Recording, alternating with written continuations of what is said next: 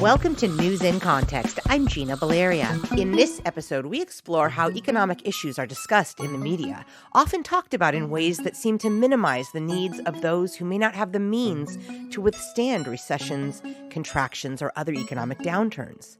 This issue takes on greater urgency in an era of trying to control inflation and deal with recent regional bank failures. My guest is Lynn Parramore, writer and researcher with the Institute for New Economic Thinking. I appreciate you being here today. I've really been wanting to do this particular episode for a while as I'm listening to people talk about the economy and a lot of the way I'm hearing things phrased. I thought it was just me, like, wow, it seems like there's really no consideration for people who are working, that they're really going to bear the brunt. And then, of course, I started to hear Elizabeth Warren actually explicitly saying out loud the things that I was thinking in my head. So I just kind of want to explore how we think about the economy in the mainstream in the U.S. and how we might reframe the way we think about it. It's interesting when you say the way we think. I think there are two categories of people who are thinking about the economy in the U.S., and their thoughts don't really align. There's a wonderful economist named Peter Timmen who has written about something called the dual economy.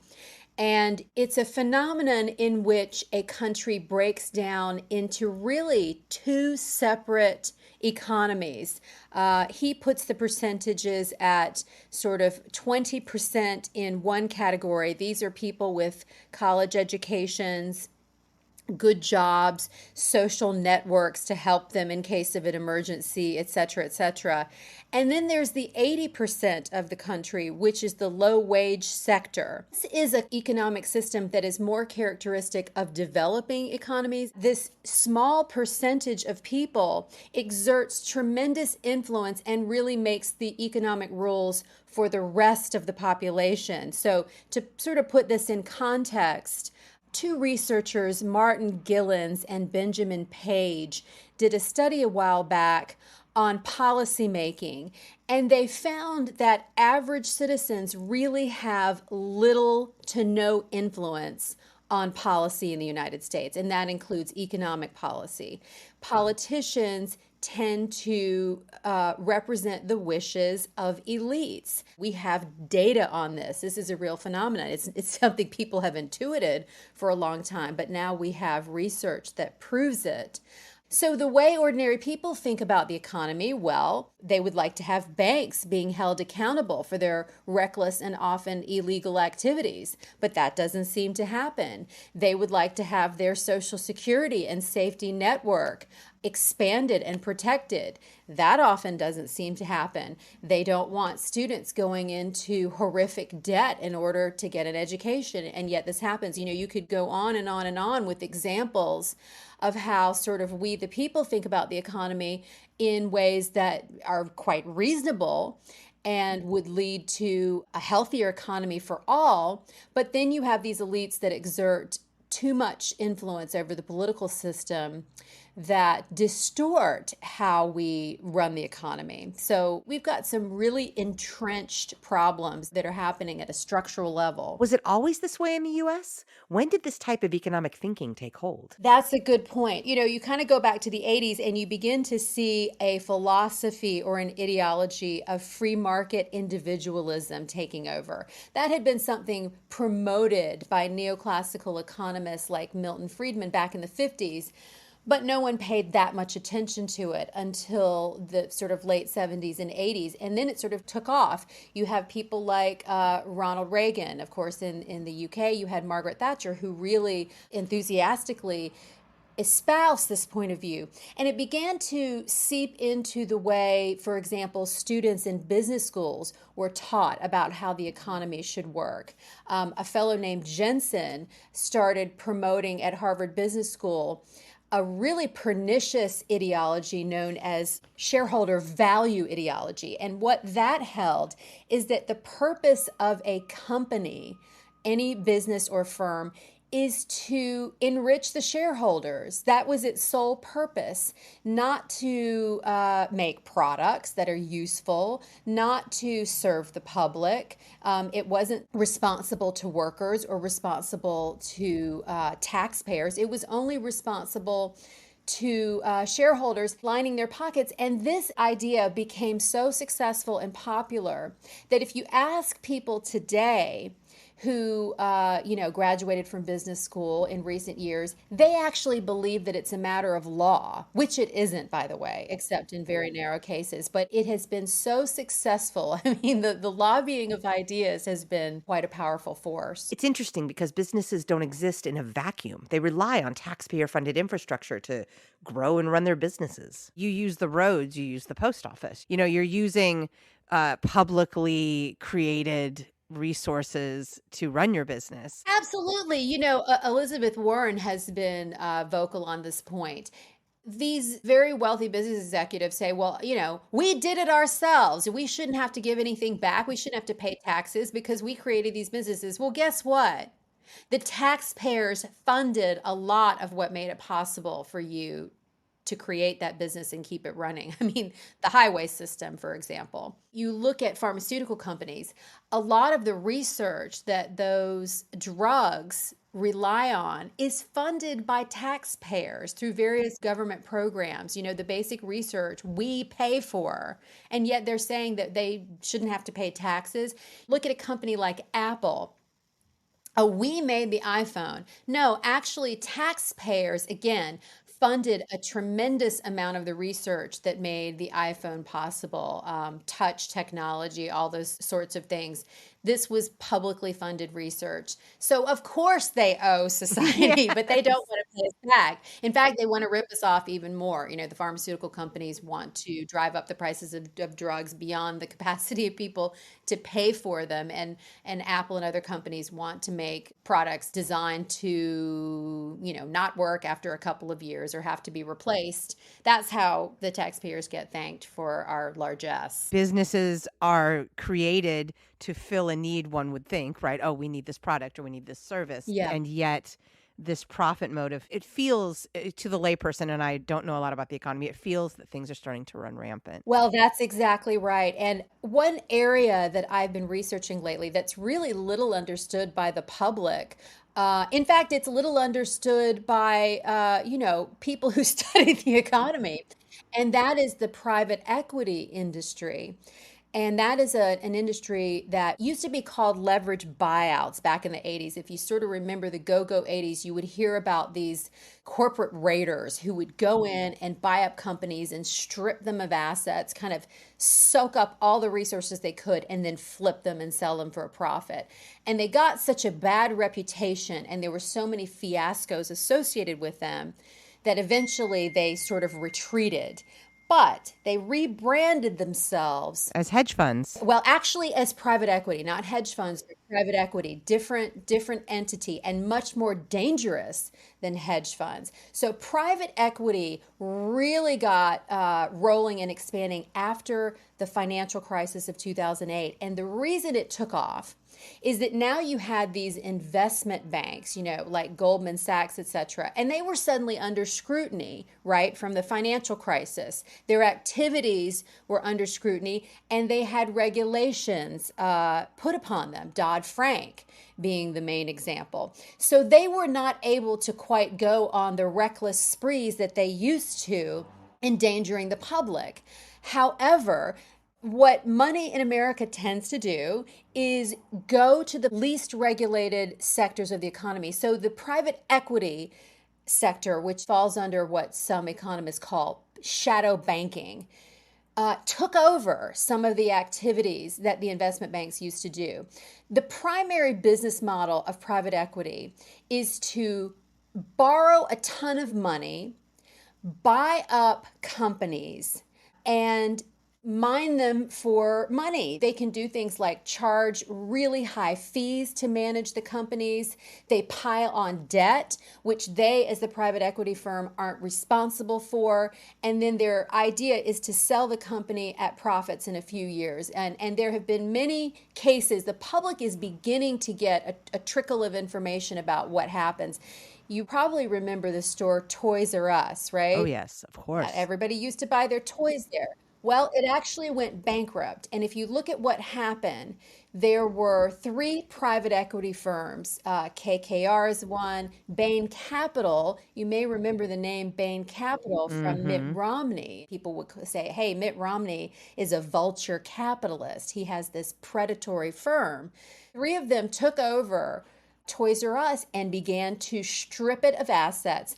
They forced the company to sell property and rent at very high rates. And basically, by the time they were done, the company was bankrupt. And the workers were treated horribly. Many of them didn't get their pensions.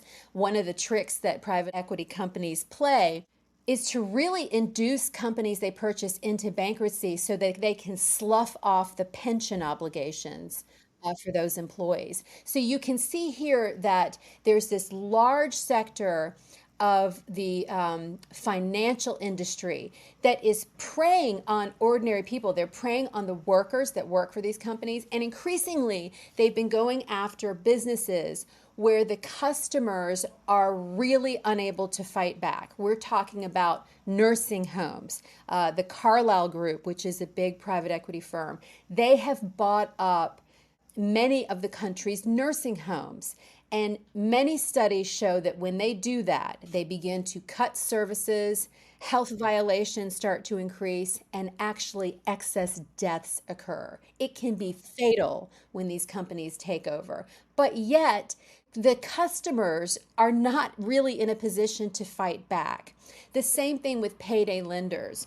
Tim Geithner, who we know from the Obama administration, is now the head of Warburg Pincus, which is part of this private equity industry.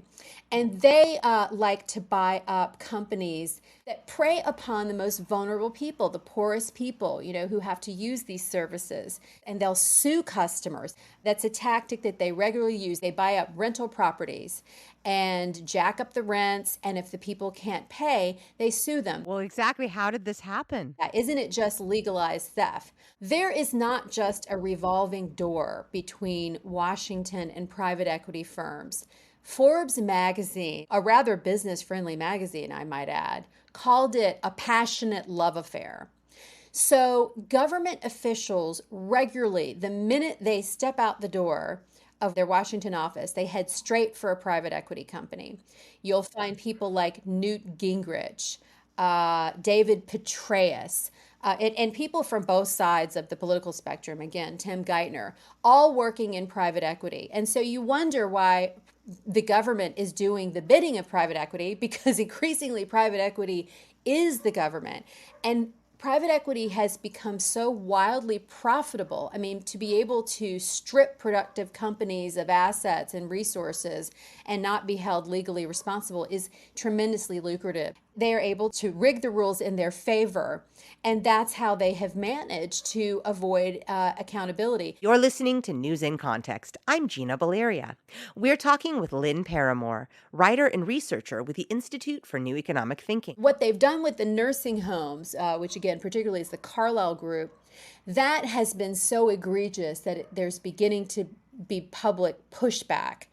Because there have been stories in the newspapers. But the private equity industry, they're very clever and they are really good at rebranding themselves. Now some of them don't even call themselves private equity anymore because they realize that that name is getting a bad reputation. They call themselves, things like alternative asset managers or other kind of vague, opaque terms. So it's really hard for ordinary people to follow what it is that they're doing. So that's just one area in which ordinary people are getting preyed upon, harmed, and even sometimes in the case of nursing homes and emergency rooms, their lives are threatened by what these companies do, and there's hardly any way to hold them accountable. It's so disturbing to hear. And I'm thinking about, journalism, going in and buying up local news buildings and then siphoning off the assets and then closing the papers. They love to go after sectors. They buy chains of restaurants, they buy lots of dental offices, roll them up under one brand, and they love to buy up newspapers. And when they do that, as you say, buildings begin to close,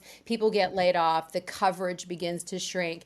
I mean, it's getting to the point that if there's a local business that you count on, that you love, and you begin to notice deteriorating conditions or price hikes or untoward things happening, I would suggest you go online and start doing a little digging. Put in the name of that business and private equity, and you may very well find that 1, 2, 3, 4, 5 years ago, one or more private equity firms purchased that business, and they've begun to strip it and mine it and suck out the resources and really just suck the life out of it. I live in New York City, and recently I went to a restaurant that I hadn't been to in a couple of years, one that I really loved, and it was dirty and dilapidated and it was understaffed. And I thought, let me do a little search. Sure enough, in 2018, it was purchased by a private equity firm. Same with my local grocer. It's now just a shell of its former self. I mean, you go in and it's like a ghost land. You can't find anything. You can't find anyone to help you.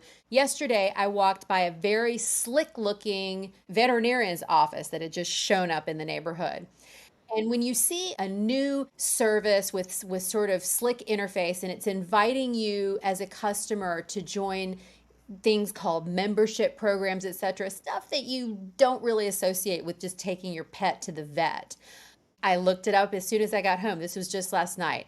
It's owned by private equity. What you're saying is that it sounds like we really need a strong education campaign because, when it comes to things like newspapers, people think, oh, the newspaper is terrible now. I hate the reporters. And it's not about that at all. There's something systemic and deeper going on here. That's exactly right. And there's a misunderstanding about retail. So many stores have gone out of business because of private equity. And the message gets out, oh, well, this is because of Amazon, because of online shopping, blah, blah, blah, blah, blah. That is not true in many cases. In fact, Toys R Us, at the time they were taken over by private equity, they were doing very well. Even as they approached bankruptcy, they were still selling a ton of toys. It's just that they could not service the debts that had been put upon them. So they went under, not because there was anything wrong with the company, but because private equity was sucking them dry. So the public perception about the reason for some of these retail bankruptcies and closures is not quite right. Now, you mentioned the politician to private equity pipeline. Yeah. And in the lay population, I think a lot of times we, the public, get caught up in the blame game. Oh, well, the Republicans aren't doing the job. Let's get the Democrats in. Oh, the Democrats aren't doing the job. Let's get the Republicans in. And really, that is not a good way to be thinking about this problem. How might the public start grappling with this? The Republicans have certainly been more eager to deregulate finance in general. I mean, we saw that under the Trump administration, which is part of the background, in fact, a lot of the background of this banking crisis that we've seen. They rolled back parts of Dodd-Frank. But let's not forget that Glass-Steagall, which was the law put in place in the wake of the Great Depression, that was taken away under Clinton. So Democrats have definitely played their part in mismanaging the economy and letting finance run rampant. And it's because of political donations. I would rather have a Democrat in office because they are sort of more likely to get behind regulation. But even under Trump, that rollback of Dodd-Frank, there were a couple of Democrats on board with that. There's always one or two. So the blame really does go around. It's really the money in politics problem. I mean, that's the Gordian knot that we have to cut through somehow, because as long as we have such a regressive tax system and these executives at these private equity firms and other parts of the financial sector are able to keep all of their ill-gotten gains, they're going to rig the system. So that is really the heart of the issue that we have to confront. So what can be done? One change that could be made regarding private equity that this wonderful gentleman I spoke to in the Justice Department is in favor of, and his name is Brendan Ballou. He says the one change that could be made is to hold these companies legally responsible for what the businesses they purchase do. If you could just make that one change, make the public aware that this change needs to happen, and we can really get some enthusiasm behind activism, we can change this. It would be great to take action to mitigate this issue. But in lieu of that, we're in the midst of a bit of a banking crisis with the folding of a couple of regional banks recently. It sounds like this is a direct result of recent deregulation. And again, it's putting everyday people at risk. This is another example of where the activities of financiers hurt ordinary people. The banking crisis is by no means over. We just had a run on First Republic Bank, and we've seen how destructive that is just this week. And the problem with this banking crisis, which started with Silicon Valley Bank and a couple of other banks, due to their reckless activity, which they got up to as a result of Trump's rolling back parts of Dodd-Frank. And it was totally predictable that banks were going to start misbehaving, by the way. Right. And Of so they course. did. But the problem for ordinary people, the big banks are doing just fine. This is not hurting JP Morgan, for example. It's not hurting Wells Fargo. It's hurting small and mid-sized banks who are going to have to tighten credit. It's a perverse situation because the big banks are what's known as too big to fail. They know they have an implicit guarantee from the government to bail them out when they get in trouble, as we saw in the financial crisis. And so they're going to be okay. But the smaller banks are in a much iffier position, and they've had mixed messages over the last few weeks. On the one hand, you've had Jerome Powell saying, well, everybody's deposits are safe. And then you've had, Janet Yellen saying, well, maybe we're not going to guarantee every single deposit. And she's saying that for reasons that are understandable, because if you guarantee all the deposits, well, of course, bankers are going to be reckless. Economists call this moral hazard. Why wouldn't you, if you're going to make inordinate profits through reckless behavior? Yeah, with no consequences. With no consequences, and somebody else bears the burden, i.e. you and me, the taxpayers and the depositors, why wouldn't you just roll the dice? You would. So it's a paradox. What you need and how you avoid these crises and these ongoing problems is to put regulations on these banks and keep them. Right. But of course, that's a political problem. Yeah. But it's really worrisome because as these small banks and mid-sized banks tighten credit, it's going to impact communities that are not serviced by these big, gigantic banks. These communities that rely on these small and mid-sized banks for, small loans to businesses. Families rely on them when they want to finance their kids' education, buy a house, et cetera, et cetera. So this is really going to hurt ordinary people. And, it may help push us into a recession, which again, as we know, these tend to hurt ordinary people. The very wealthy don't seem to suffer much. They end up, many of them, even wealthier when we have recessions. Right. And that gets me to sort of that primary question of the way recession and inflation are talked about and talked about with a straight face.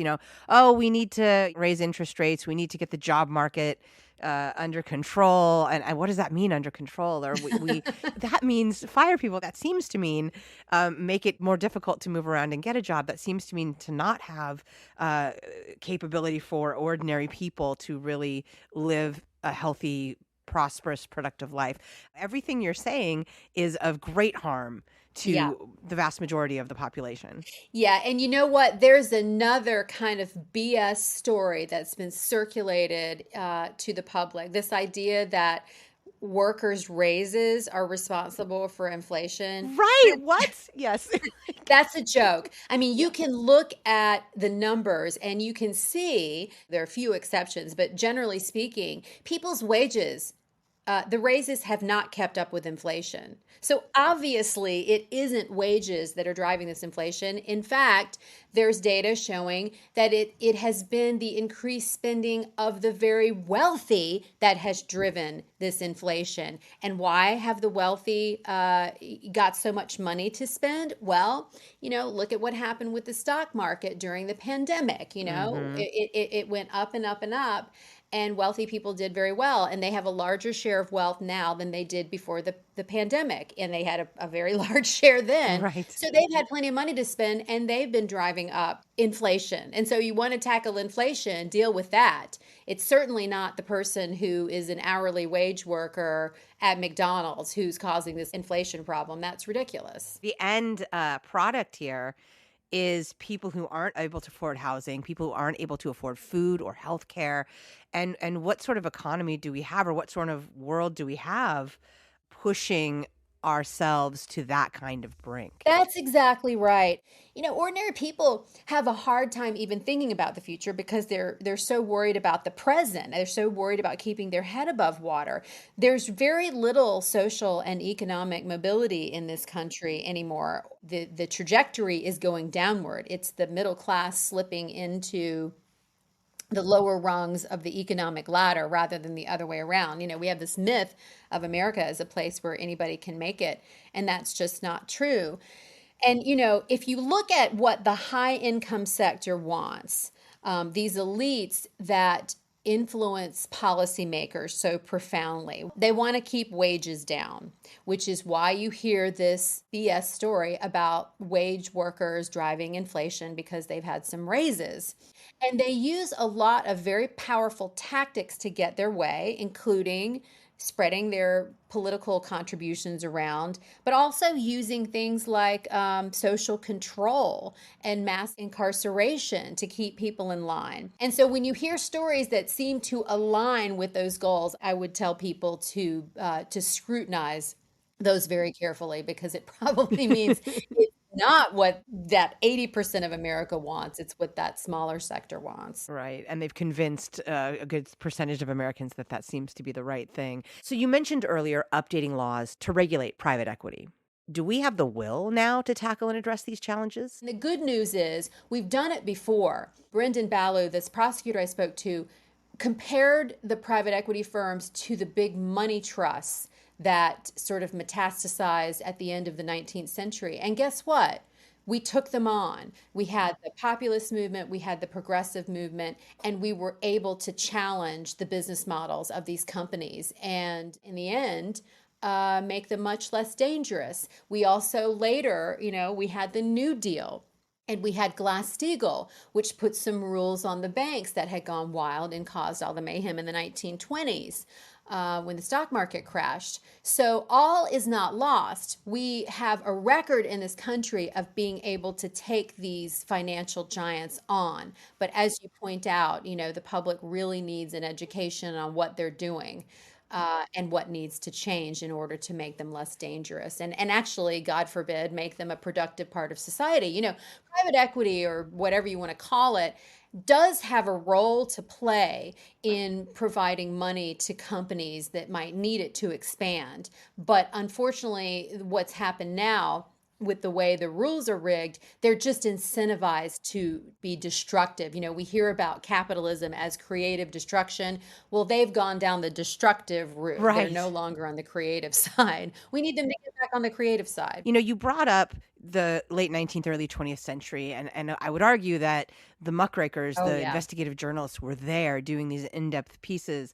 And during the Great Depression in the 30s, when the New Deal came to be, carrying that into the post-World War II era, when there seemed to be an intentional desire to create a middle class. Yes. Given the context we're in, and I'm a pretty positive, optimistic person, but we do have, misinformation and echo chambers, and journalism is really struggling to keep its footing.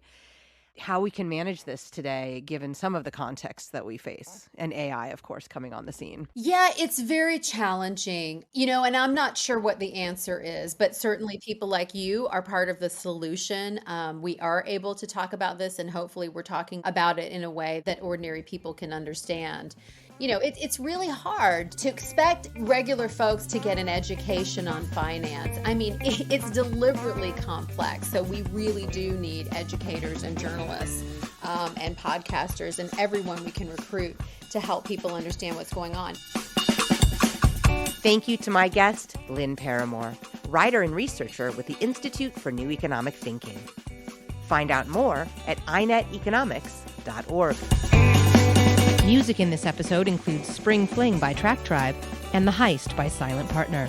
In addition to hearing News in Context every Friday at 8:30 a.m. and 6:30 p.m. on KSFP 102.5 in San Francisco, you can hear it on Spotify, Stitcher, Apple Podcasts, iHeartMedia, Google Play, Google Podcasts, Podbean, YouTube, and PRX. We're also on Facebook and Twitter at News in Context SF, and on Instagram at News in Context.